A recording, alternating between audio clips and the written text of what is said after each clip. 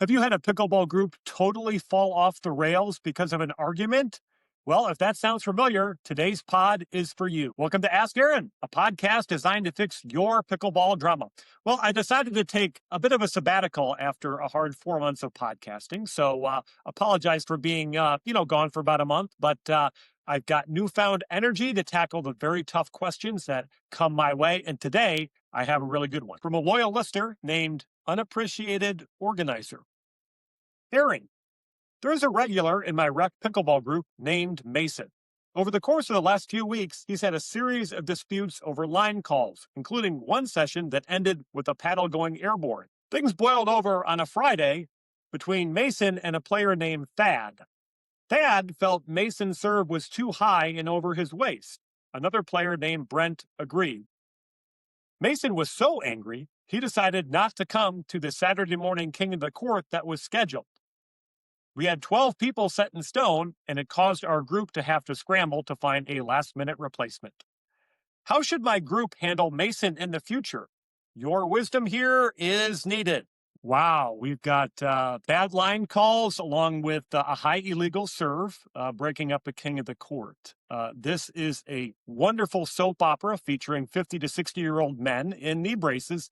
I'm definitely seeing a new sponsorship opportunity here. Voltaren Gel is very interested in sponsoring this group. So these Mason guys, right, they demand a full investigation and eyewitness testimony. And anytime there's a bad line call, they want full discovery, detailed history of every line call you've made, since you were hitting third shots out of the air. Okay. So these Mason guys, they take rec play very, very seriously, and some other people like, man, I was hoping just to burn a few calories and, work on my dinking. And instead, this guy basically wants me to go get legal counsel over a line call. So these Mason guys, when they wake up in the morning, they're thinking about beating you in pickleball, and they don't like anything chippy going on. Okay, I'm going to break this down, and I'm going to start with the thing that annoys me the most, okay? As somebody who has organized a lot of pickleball in my 8.5 years of playing, nothing is more annoying when somebody drops when you have a large group of people.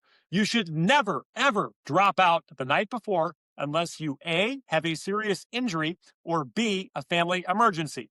So if you drop out of a large group for any reason, okay, and I think a line call is a bad reason or a high serve is a bad reason, you must find a replacement of a comparable skill level.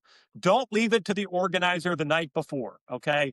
So normally I would throw a flag, but it's March Madness, so I'm going to tee up Mason here, and it might be a flagrant 2, okay? Because, dropping out of a King of the Court the day before because of line calls and a high serve, that's not a good reason. But then dumping it all on the organizer, I mean, I can imagine this organizer's kicking back, maybe at dinner with his wife or watching a game, and then he's going to text Fred, hey, do anything tomorrow, or text Bill, hey, come on over here, we're going to have bagels and donuts, it'll be fun. I mean, you know how much of a pain in the butt it is to find somebody the night before? Bad. How do we address this with Mason? Okay.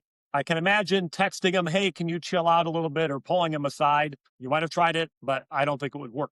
So here's what I think the right way to handle it is. Okay. So you invite him to come Saturday morning and say, hey, I need a 12th person. Are you in? Okay. And then that Saturday morning, he's going to get up early, stretching, doing push-ups by his bed, get his paddle, and expecting a great King of the Court on Saturday morning. He arrives at the courts. So he doesn't see people warming up, hitting a pickleball over a net. Instead, he sees 12 folding chairs, okay, in a circle around one of the courts. And the guy's kind of, sitting there saying, Mason, we need to talk, okay? And then Mason realizes, okay, this is not King of the Court. This is a full-fledged pickleball intervention. So how do you do a pickleball intervention? Guys, it's about speaking from the heart, okay? You got to talk about how Mason has hurt you, okay? So I think like a guy named Bob could sit there and be like, Mason, you blew a gasket at a line call at 842, and you ruined some of the best rec pickleball of my life, and I'm never getting that back, okay? I can see a guy named George tearing up when Mason threw his boomstick, saying he can't take this physical abuse anymore. I can see a guy named Sam. He is finally going to confess that he's seen Mason in the kitchen on Ernie's time and time again, but he's never had the guts to call him on it until now, okay? A lot of good can come out of an intervention. You guys got to give it a shot. But in an intervention, you just can't talk about how you've been hurt. You need to paint a vision of the future for Mason. And I think it's going to be a dark future unless he changes. Okay. So I think you talk to him, but like, listen, man, if you kind of, blow up this group, your options are not going to be very good, man. Someday you're going to be stacking at Boise de Arc, and then you'll get into a big fight there. Then you'll be stacking at, Hilltop, with 75-year-olds. Okay. He's going to be freaking out over that. Maybe that'll get him to change. But I would paint an even darker picture. I would be like, hey, one day, Mason, I feel like I'm going to be walking down an alley and you're going to be sitting there with a torn Pro-Lite shirt and Gatorade Zero bottles all over the place, and you're just going to be dinking off a wall because that's all you can do because you got kicked out of every court in Kansas City. So that is a future that he could see that could terrify him. All right, so how do we get Mason to change? Okay, well, I have a 12-step recovery program for Mason. Okay, number one, we admit that we are powerless to control our emotions during rec play. Okay, I think that's a very important first step. Number two, we play every ball like it's in, even if it's 2 feet out, even if it's the parking lot. Okay. Three, okay, we videotape our serve from a variety of angles, maybe even shirtless to see if you're going over the belly button. I'm not sure if people want to see that, but we might have to do it here. Okay, number four, we have somebody watching the kitchen for footfalls all the time. Okay, so we got to have a kitchen accountability partner for Mason. Number five, we voluntarily submit our paddle for testing to rebuild trust. These Mason guys, they really want to win these rec games. I could see him busting out a delaminated paddle. We need to send that to UPA to see if they can take a look at it. Okay, we also have to admit we don't always do a good job of keeping the score or keeping track of serving order, okay? Some of these older guys, 842, 943, I'm sure Mason could fall into that category. Step 7, we stop coaching our partners during rec play, okay? I can see a guy like Mason, wanting to beat a guy named Byler and, kind of telling him, hit it away from Byler, hit it more to Larry. I could totally see that. We stop picking on the weaker players in rec play. Okay, once again, I could see a guy like Mason doing that. We admit that we're comparing our duper score to everybody in the group every day. Okay. These Mason guys, I can see them hitting refresh on duper all the time to see, okay, did my duper move to 432 to a 447? It did not. Okay. Well, I'm better than that guy because he's a 423.